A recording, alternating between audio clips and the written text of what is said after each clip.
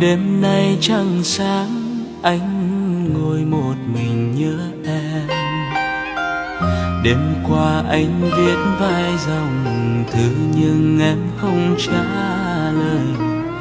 Cây tre đầu ngõ đung đưa theo làn gió nhẹ. Trăng vẫn sáng, gió vẫn đưa, anh vẫn buồn. Không gian lặng vắng, mắt anh sầu em ở đâu. Và người coi những thứ hơn hẳn anh đã cướp đi em của anh. Anh chỉ muốn khóc thật to nhưng sợ mình yếu đuối.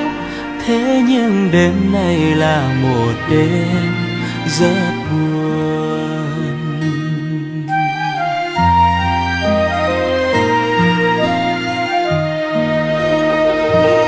Sương rơi lạnh, cánh tay anh ướt đẫm nước mắt. Anh nhớ hình dáng lúc trước khi anh vẫn còn có em. Em hiền hòa, em đậm đà, em từng là người rất thương anh. Nhưng vòng tay anh không thể giữ, không thể ôm trọn lấy em. Anh tuyệt vọng, đau trong lòng chẳng dám nói ra. Chỉ có thể yêu lòng mỗi khi đêm xuống một mình. Và gió cứ đưa, anh vẫn mưa. Trong lòng xối xả nỗi sầu. Chỉ có anh chẳng mới thấu được nỗi lòng của anh.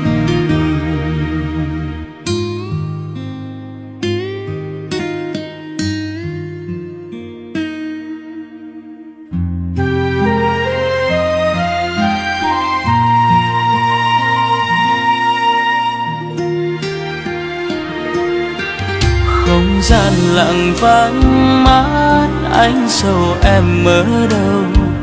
Và người coi những thứ hơn hẳn anh đã cướp đi em của anh. Anh chỉ muốn khóc thật to nhưng sợ mình yếu đuối. Thế nhưng đêm này là một đêm buồn lắm.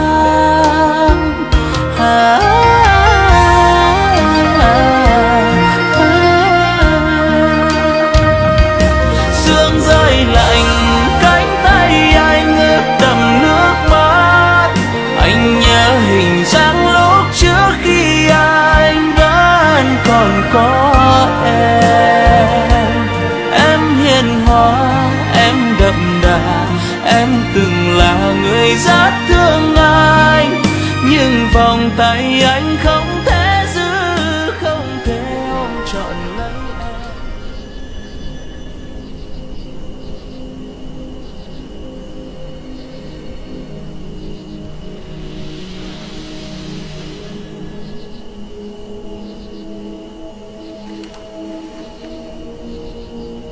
Nào ơi.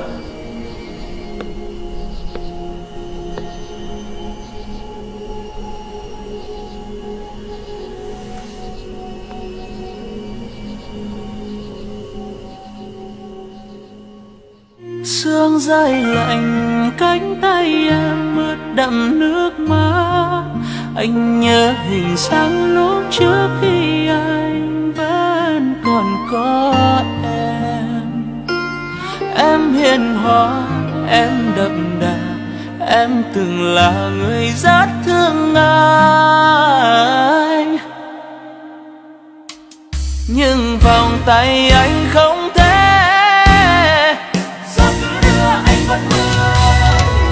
Anh tuyệt vọng, đau trong lòng chẳng dám nói ra.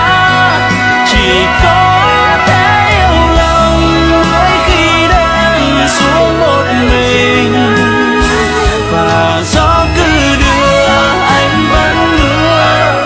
Trong lòng rối xả nỗi sầu. Chỉ có anh chẳng mới thấu được nỗi lòng của anh. Và gió cứ đưa, anh vẫn mưa. Trong lòng xối xả nỗi sầu. chỉ có anh chẳng mới thấu.